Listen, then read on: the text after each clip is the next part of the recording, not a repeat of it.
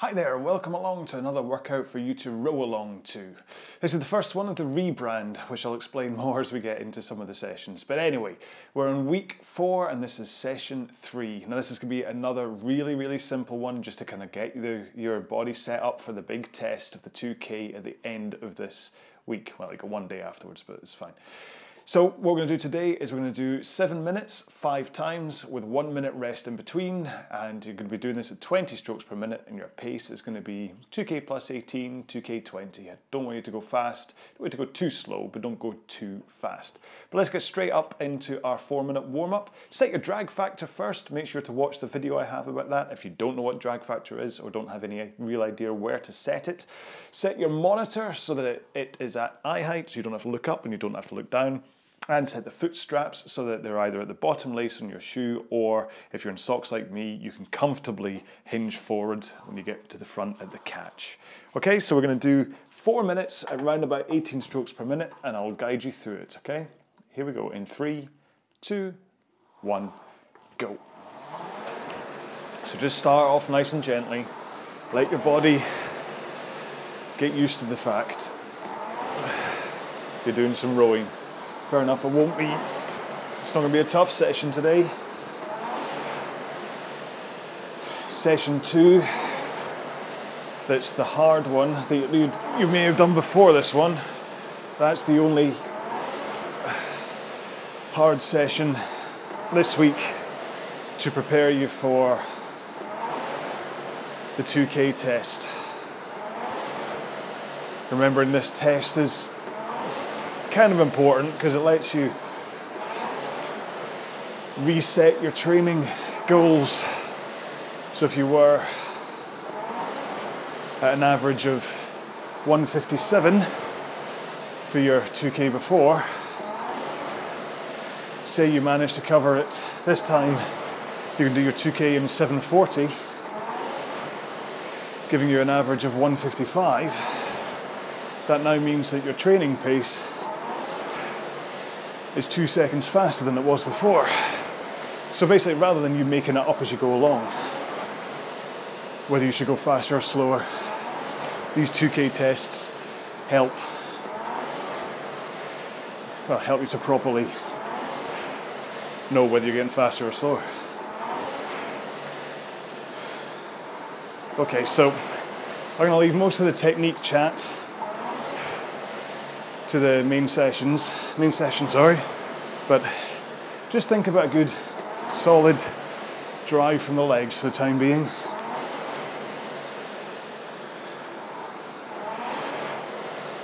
And then in 6 seconds, one more stroke, we'll take a foot out of the straps. So take one out, foot in the ground, continue rowing with just one leg.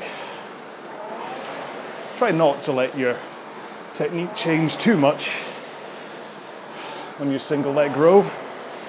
You should be able to get into a better position rather than a worse position. Wouldn't be much use if you were suddenly struggling. Okay, one more here. We'll change feet. It is a lot easier to do that in socks. I know. You might still be faffing around with getting your feet into the straps after like 10 seconds.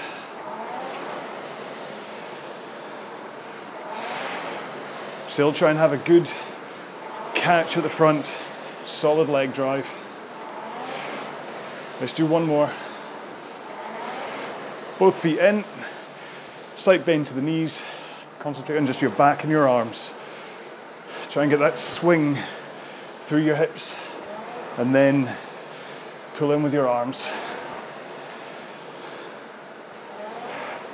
After all that, finish with your arms is the final part of the stroke.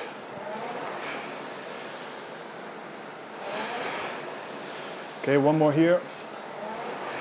Let's do the reverse. So arms straight, drive with the legs. Here you're just trying to concentrate on that connection here. Okay, the leg drive is still important, yes, but this drill is about that snap at the front, catching the flywheel as you drive with your legs. So on this drill, you don't have to go too far back. It's just about that snap at the front. Let's do one more, 1 second. There we go. Alrighty, so you keep moving up and down the rail, have a quick drink, and I'll explain again what today's session is. So we're going to be doing 7-minute intervals 5 times with 1 minute rest in between. You'll be doing them at 20 strokes per minute, and your pace is going to be round about 2k plus 18 to 20. That gives you an effort guide of round about 5 or 6. You're not going hard at all, and you should be able to talk quite constantly throughout the session. Okay, so it's really is just another recovery one about keeping everything moving, keeping your system going. If you want to set your monitor for this as a RowAlong, then when it comes to setting the rests, please pick undefined rest time, and that way we'll be able to stop and start at the same time. Otherwise we might run slightly out of sync, and we don't want that, do we? So without any further waffle from me, because we've got a good 35 minutes of my waffle to come, let's just kick straight into this. If you're still in the middle of setting your monitor, then hit pause in the video, and then when you're ready, hit play again, because we're going to start in 3, 2, 1, go. I realise, of course, that we have quite a lot of these low-rate workouts to do this week, especially if you're on the 6-day plan, on this RowAlong plan,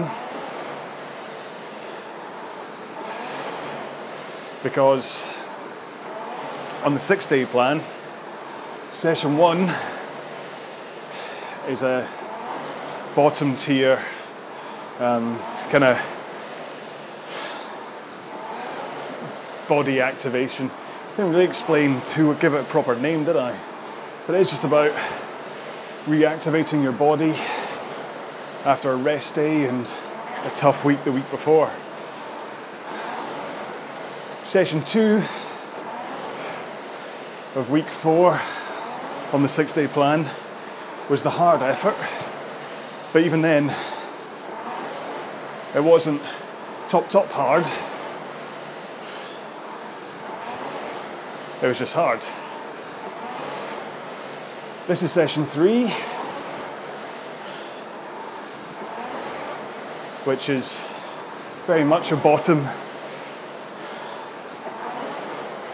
tier workout, made even more manageable by the fact that we're breaking it down into 7-minute chunks with a minute rest in between. You'll easily manage a 35-minute row at 2k plus 18 to 20. So by throwing in 1 minute rests in between each, should make this a real piece of cake for you. And then session 4 is what I call stirring the tanks. Ideally, you take a rest day between this session and session 4, or you'd go this session, session 4, then a rest day, if you prefer to have a full rest day before your main test or race. It's up to you, and there's always a chance you're not even going to manage a rest day before your 2k test anyway, which is why, from an effort and volume point of view, the 2 sessions before the test aren't ones that will destroy you. As it is, the session after this one, basically you do 1 minute at your 2k rate and pace, but then you're down to a longer, slower row. So you only have that 1 minute of what I call stirring the tanks before just going back into a nice maintenance row. So it doesn't knock it out of you ahead of your actual 2K test. Irony is, of course, I picked up the phrase stirring the tanks from Apollo 13. And the problem is,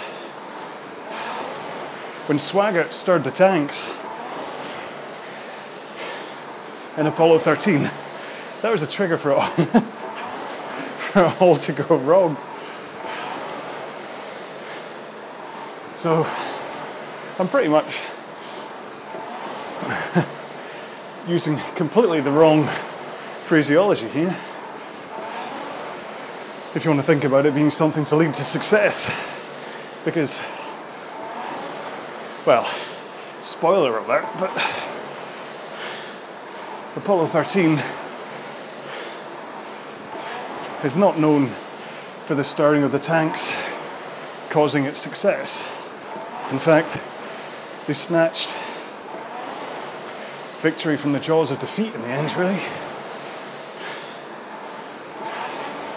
My kids watched that for the first time yesterday. Yeah. And both of them didn't know how it actually finished. So they were completely on tenterhooks the whole way. And they both gave it a round of applause at the end. It's Tom Hanks that does it. Right, I realise that I haven't discussed technique at all through this session, or this interval. Could talk about it in the next one. I just wanted you to row without having to think about anything for this first interval, okay? Sometimes when you've got me yabbering on about backswings and straight arms and shins at vertical,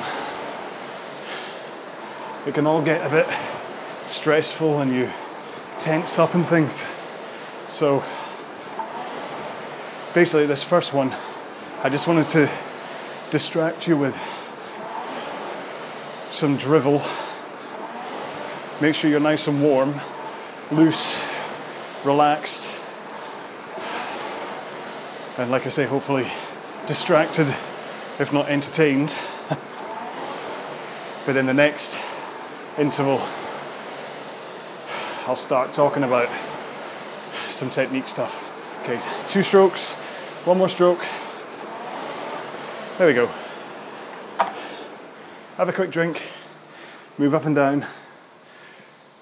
You don't want to get too cool here, but at the same time, this gives you a chance to just back off a bit.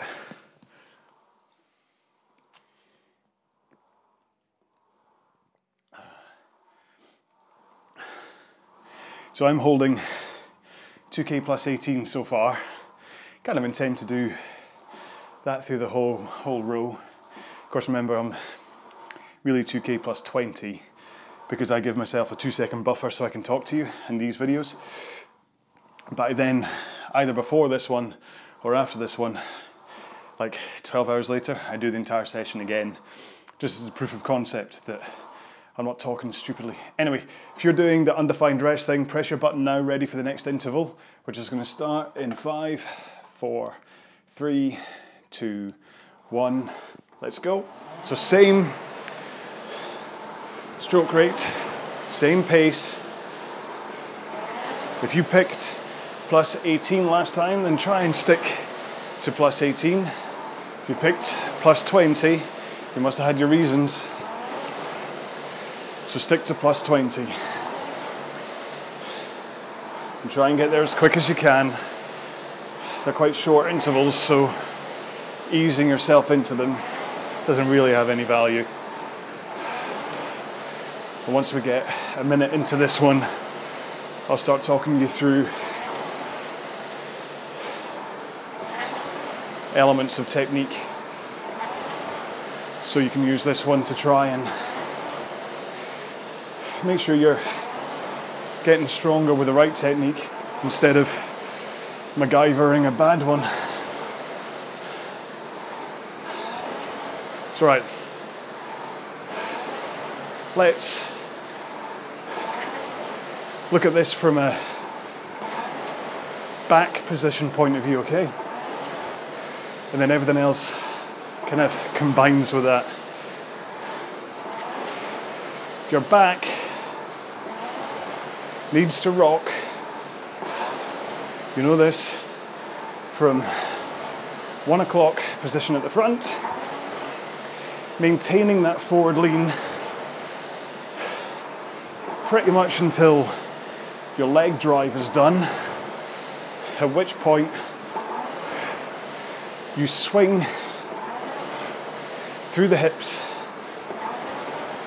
into an 11 o'clock position. So just concentrate on that for the time being. So 1 o'clock at the front and swing into 11. So 1 swing 11. 1 swing 11.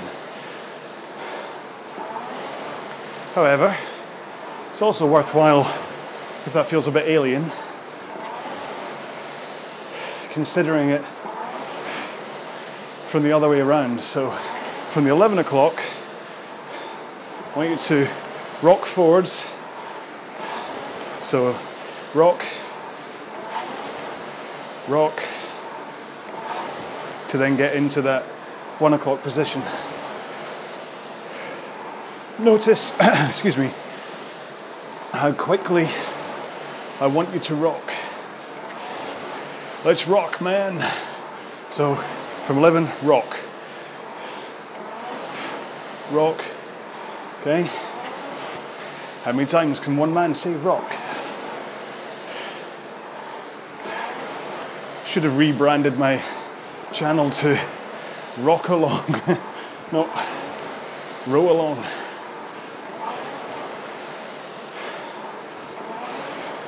Hang on, I've lost a second somewhere. Is this Monitor Snaffles or John Snaffles?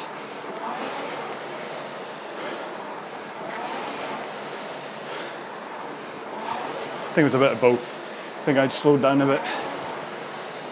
At the same time, the monitor hiccuped. Either way, we're back in it now.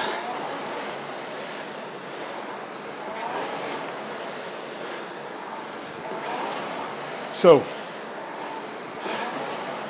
what you should notice is that where I said hold your back lean for as long as possible, and then I also say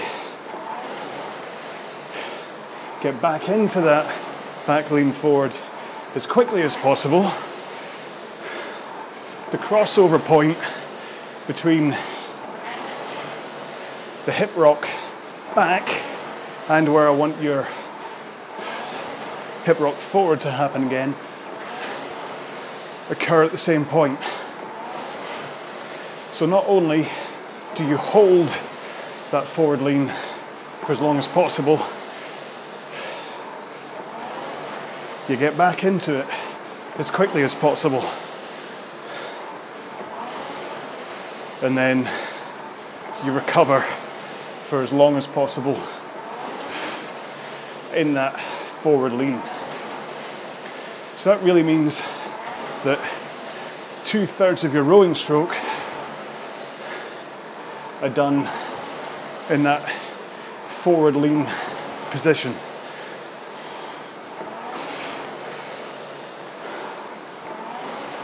The backswing only happens through the finish and as you start the recovery again.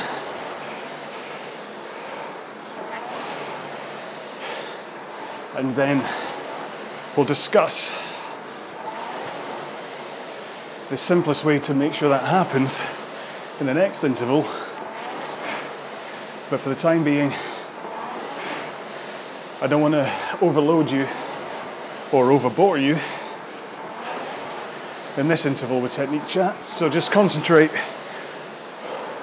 on a nice rock from 1 o'clock to 11 o'clock, back into 1 o'clock again.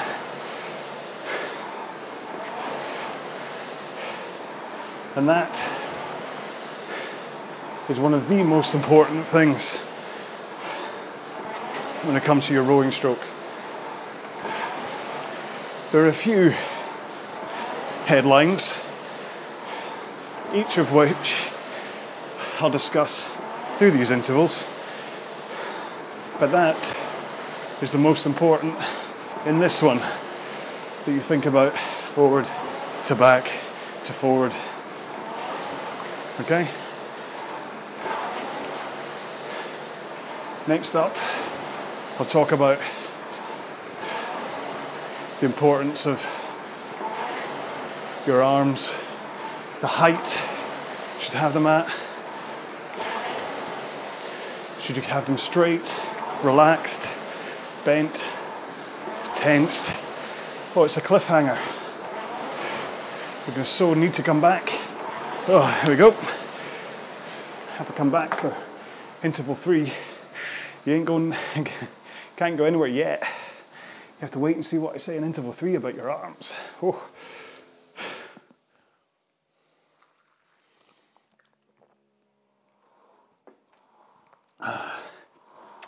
It's an epic interval 3. It's movie style epic. How will it end? What do I do with my arms? Straight, bent, relaxed, tense. Who knows? Only I know. Well, to be honest, you should know as well if you've rowed enough of my row-along videos. Okay, as we get into interval 3, if you're using undefined rests, press your button now, ready to go. In 5, 4, 3, 2, 1, interval 3. Now realise, depending on how you're rowing along with these videos, on what kind of machine you're rowing along, how you're digesting these row-along videos,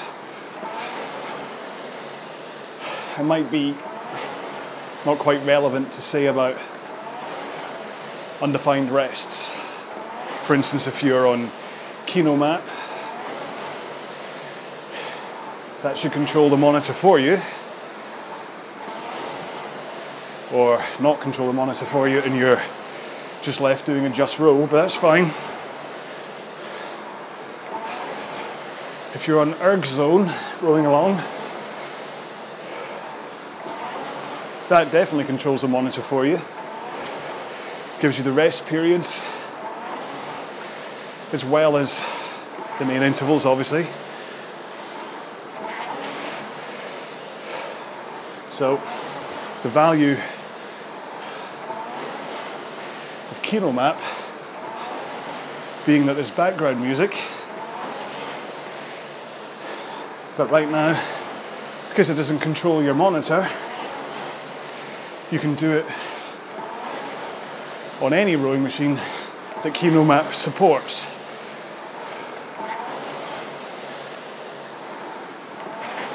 For erg zone, I think there's still only, as I record this anyway, concept 2, which means that they can program your PM monitor, but I've also made the decision to not make my videos with music, and that way the function that they have to kind of, well, dim the audio, but in my case, because I'm not adding music, it means that you can play whatever you want in the background as well as follow along with me. Or you just go the YouTube route, which just bumbles along without music, but you have to decide how you want to row the session. Do you want to add rest intervals or just do a single piece, or it's up to you. Anyway, so arms.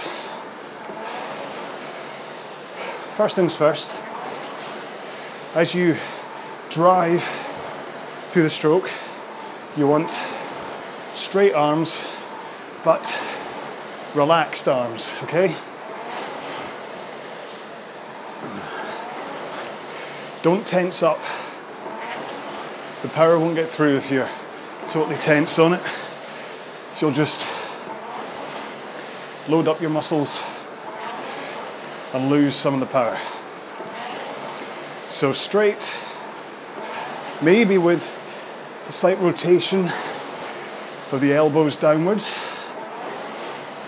if you feel that that engages your lats. And with relaxed hands as well, maybe acting as hooks over the handle rather than gripping onto it for dear life. You're not trying to kill it. So I find sometimes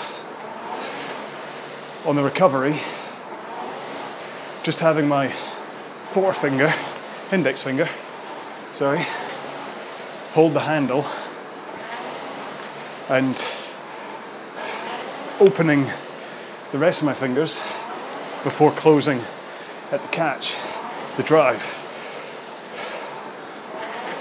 helps me focus on staying relaxed both through my arms and my hands. But it's up to you, you don't have to do that. And then as the drive starts, keep them straight, and then as you engage that backswing right after it, that's when you bend the elbows and pull in with the handle. But up until that point, try and keep your arms straight and relaxed. And then for the recovery, get the handle away as quickly as you pulled it in. So if it comes in, it goes out. In, out. Which again echoes your hip rock, that you are straight for most of the drive, only when you pull in, and then you're straight for most of the recovery. It's only the transition out from the finish where they aren't straight. Now that arms out thing, get them over your knees before you bend them, helps to engage or start your hip rock forwards. The momentum with throwing your arms forwards helps get your back out of that backward lean. And then the other thing to say is the height. A good, comfortable height at the front. You don't need to tap down to your knees when you finish the stroke. You may want a slight lowering, as long as you remember to raise it slightly back up again. Might think about coming over the top and underneath a very thin table, but what you don't want to do is slouch down at the front like this, then raise up at the back, because that causes technique woes. Okay, one more stroke. Quick drink. I'll continue with that last bit as we start the next interval.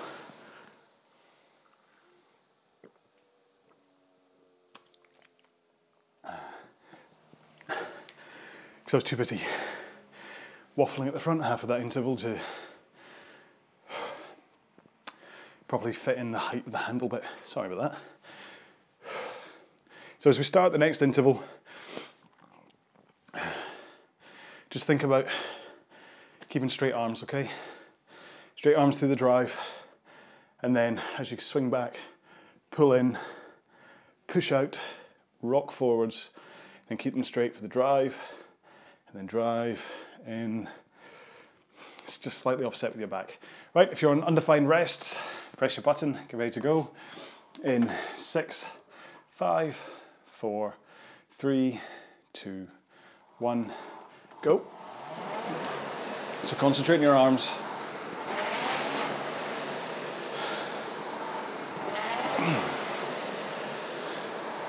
Just nice and straight at the front, and straight again. Straight, straight, straight, straight.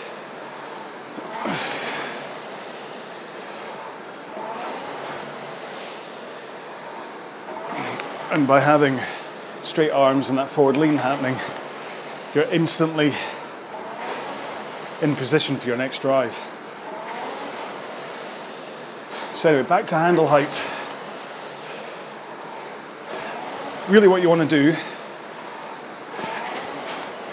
is have the chain level through certainly through the drive, but maybe even on the recovery if it doesn't cause posture issue and like other technique issues. On the water rowers,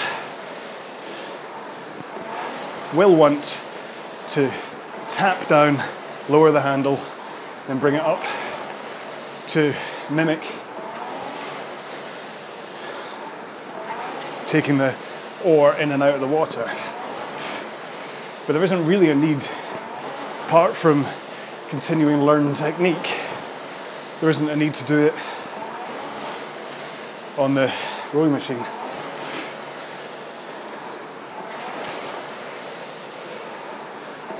But you might find, from a rhythm point of view, that it does help when you push away to have a slight lowering of the handle. And like I say, if you do that, the important part is to make sure the handle is back up at the height you need it to be on your next stroke. So you'll see I've got a piece of red tape right at the front of my machine. That's just a subliminal guide that that's where I want the handle height or chain height to start the stroke. I don't usually look down at it. It's like a unconscious, well, subconscious thing. I just kind of see it out the corner of my eye. Every now and then I might check.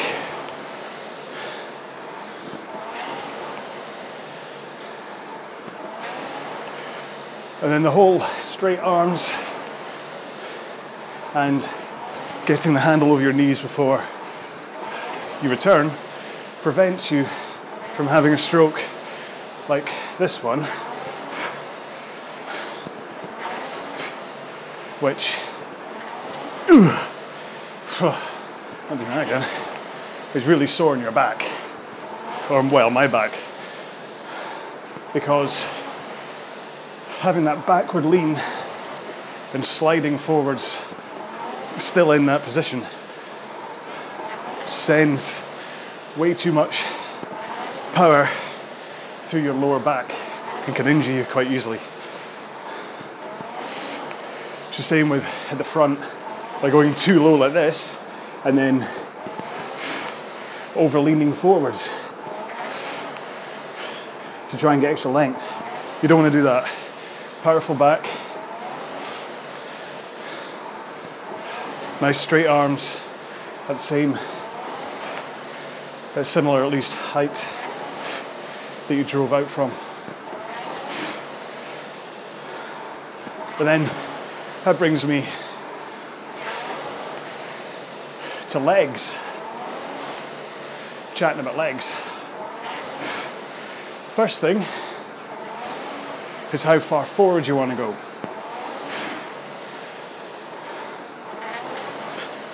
In this instance, best way to describe it is go as far forwards as you need to get your shins into a vertical position.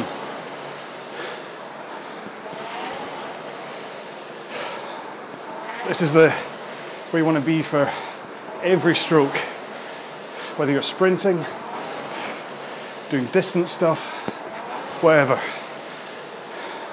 Shins in vertical, trying not to lift the heel too far off the foot plate. Because if you put the heel too far up, it can cause a butt scoot where your seat slides before your feet connect.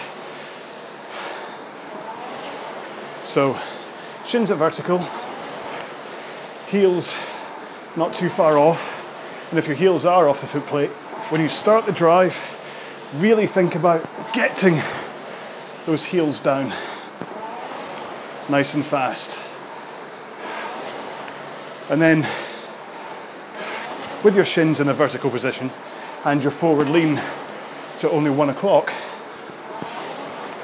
you should find you're at the perfect compression with straight arms.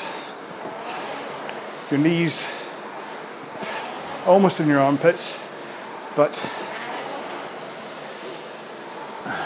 not splaying outside of your elbows.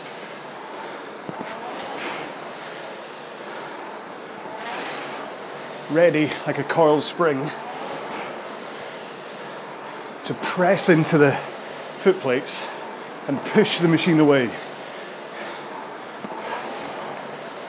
So don't think about it as pulling the handle, think about it as pushing the machine away with straight arms, and all the power just surges through your body and right into the machine. Right, 3 strokes to go.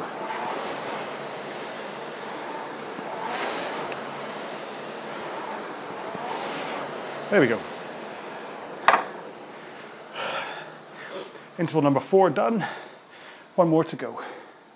Have a quick drink.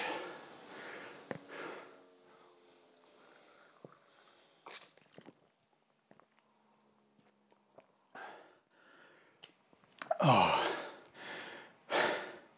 didn't turn my fan on today. I thought it was quite cool and I didn't need it. Poor choice. I'm now overheating slightly. Alright, so tiny bit of technique left to go. I know you've heard all this before. I know I repeat myself a lot, but ahead of your 2K test, this is really important that you start to really hone your technique. Right, press your button if you're on undefined rests. We're going in 8, 7, 6, 5, 4, 3, 2, 1, go. Same rate, same pace. I've just got 7 more minutes. This should be a good workout. You'll feel like you've burnt a bunch of calories, but it's been good for you. Your engine would have been topped up. It's like kind of almost like topping it up with oil. You need the oil to circulate in order to be able to row faster or longer. And yes, it's the petrol that actually makes the car go, so you need to keep your energy system topped up. But doing these kind of rows, especially in a test week, can be like giving yourself an oil change, or yeah, I was about to say a fuel additive, but that might be similar to performance enhancing drugs, so let's not go there. Anyway, last bit on technique.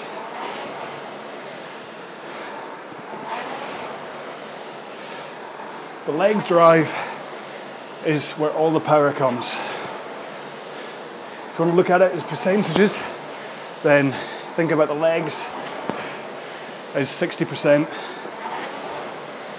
Your swing through your back is about 25%. Your arms are really comparatively only 15% of your effort. I mean, listen, the numbers vary. Even the way I add up the numbers sometimes varies. But the important part is that this is a leg drive. It's a push with the legs. The handle pulling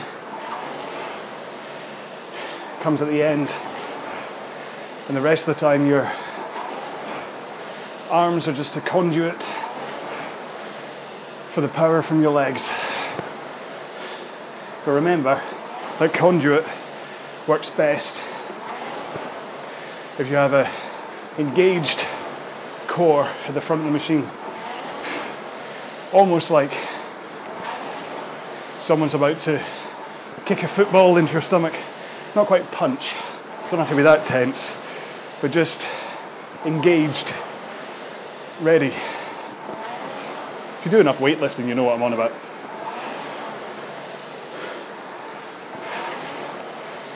And that way, your posterior chain is in a good lock, ready for the power to come up from your legs into your arms. And apart from a few other subtle tweaks, like imagining you're sitting on a carrot in order to have a powerful back, which, to be honest, my new seat pad does a good job in emulating. And then a few other things about, like, tucking your chin or whatever. It's the basics of the stroke covered. So I'll stop there. I'll let you concentrate on the things I've said about your back and your arms, legs, while I tell you that tonight is a Friday night. And you know what that means? Yep, spaghetti bolognese. It's almost unfair, really, isn't it? If I say it's a Friday night, you're like, no, I know it's going to be spaghetti. When will it be something different? But on Friday, it tends to only be something different if I've gone out, or Julie's gone out, or we're on holiday.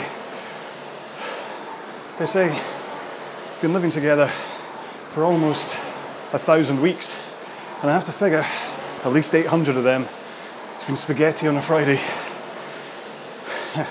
Go figure. Right, I've got 2 minutes to explain the rebrand to you. You keep rowing, I'll talk quickly. So, the push don't pull PvP thing basically ran its course for a few reasons. One, there's quite a lot of other groups in the world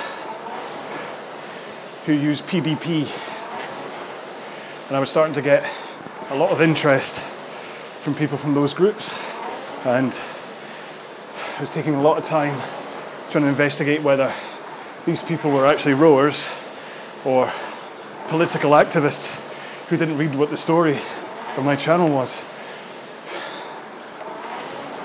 But the bigger one was that push don't pull is a tagline used by Dark Horse Rowing, the Shane Farmer.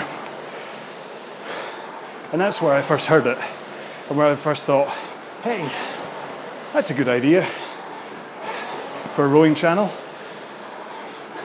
And then, rather than thinking, should I really be reappropriating someone else's tagline, I just ran with it. And it's just got to a point where I'm not comfortable using their tagline as my header. And to be honest, Shane got in touch and said, come on man, get out from under my wing, use your own brand, you've got nothing to do with us. And so I thought, okay. And that is why we're now called RowAlong. So right now I'm in the process of changing everything. Hopefully by the time you see this, if it's a few months down the line, you won't even know what I'm on about. One more stroke. We just quickly jump into 2-minute cooldown, have a drink. Ah, come on. Come on. Come on. There we go. Right. In 3, 2, 1, go. So, just quickly to finish off, all the old videos still remain, and we'll still have all the PDP branding on them, because frankly, it's a pain to change them. And if I remove them, all the comments would go and all that stuff, and Shane's okay with me keeping them up this way, so it's fine. But all the new ones will have the RowAlong or RA branding on them. Doesn't make any difference to you guys, apart from what you enter into YouTube if you want to find them. Instead of typing in PDP, you just type in RowAlong. But then hopefully you're subscribed anyway, and they'll all just pop up in your feed, which would be a lovely thing. And if you're not subscribed, then please do. Leave some comments and stuff. The website, it used to be pdprowing.com, will exist for a short while until I can rebuild it on the rowalong.com domain, and then it'll just point directly to it. The titles, descriptions will basically just change to say RowAlong instead of PDP, so again, not much is going to change there. So apart from me being super cautious about saying push don't pull now, nothing will change. It's a shame. I mean, I did like the phrase, but like I said, I should have known. Stupid John. But the other problem, biggest problem, is t-shirts. All the t-shirts I used to wear were the PDP ones, and then a couple of like rowing competition things. My entire wardrobe has gone south. At least I didn't start selling merchandise as PDP, I suppose. That would have been bad if I had a cupboard filled with books and whatever, but no, maybe I'll start it with the RowAlong one. Alright, that's my 2-minute cooldown done. Keep going if you wish, just while I carry on talking about nonsensy things, or stop and whatever, but so there we go, we're done. So the hashtag obviously for this one's going to be RowAlong, okay? Just because I'm going to try and just get this rebrand across as strongly as I can so that we move on. So again, apologies for the confusion. I'd say if you want to know more about what I'm doing, go to rowalong.com, but not quite yet. If today's the 10th of July, so give it a few days and I'll let you know in one of the videos when it's up anyway, but yeah. And that's it. So thanks once again for rowing this one and putting up with my waffle while we row along together, but hopefully I keep you company, distract you, motivate you, all on the way to getting you fitter, faster, stronger. God, I hope that's my own phrase. I'm pretty sure it is. Unfortunately, I can't have a t-shirt saying fitter, fat, or the acronym of that, because that's FFS, which is not something you really want to have on your t-shirt as you're kicking about. I think I've said that joke before. And see, I'm repeating myself and whatever. So anyway, thank you very much for rowing along. Hopefully you've properly got this session in your head as the prep for your test at the end of the week. I know it all seems a little bit easy, but by the time you're full throttle through a 2K test, and I really do mean you're going to have to go full throttle. I want you to just put everything into this 2K test at the end of the week. Don't hold back. I need you to make sure that your 2K time is your 2K time. Okay, if you go easy on it, then all of your target training sessions are going to be too soft. Now, if I say 2K plus 18 and you're rowing along at 2:38 and you're like, this is easy because you've done a 2:20 average 2K, when actually you should have been doing a 2-minute average 2K of like a total of 8 minutes, then you're just, yeah. Anyway, I think my little closing bit here has now lasted longer than the actual cooldown, so I should really probably say goodbye. I'm off to enjoy some spaghetti and start designing websites and making images that say RowAlong instead of PDP, and I'll just walk away with my tail between the legs and learn. Don't ever just copy something or take, that said, I mean, this is all based on the Pete plan, isn't it? But I did get in touch with Pete there's an interesting finish quickly if you're still with me. Got in touch with Pete Marston, the guy that was in touch with the Peat Plan, who designed the Peat Plan, and said to him, listen, just so you know, I'm doing this YouTube channel thing where I've kind of taken inspiration of your rowing plan, and I'm doing it in a slightly different way and whatever, but I am mentioning your name and it's all inspired by you. Are you okay with that? And he was like, totally cool, man. As long as it's getting people rowing and they're inspired and whatever, and he didn't even say, as long as you mention my name, he just said, just take it and do whatever you want. And that's a cool guy. And it's kind of how I do this as well. I know things, I want to pass them on to others, I want to pull from everywhere and whatever, and like I say, sometimes that's a bit misguided when it comes to branding, but hey, you live and you learn. Even at 45, every day's a school day. All right, thanks for staying to the end of this. Remember, hashtag is hashtag RowAlong, and yeah, even actually, hashtag RowAlong, I made it to the end would be great, just so I know that I'm not talking to nobody. Anyway, right, I'm going, bye. Stay safe, be well, bye.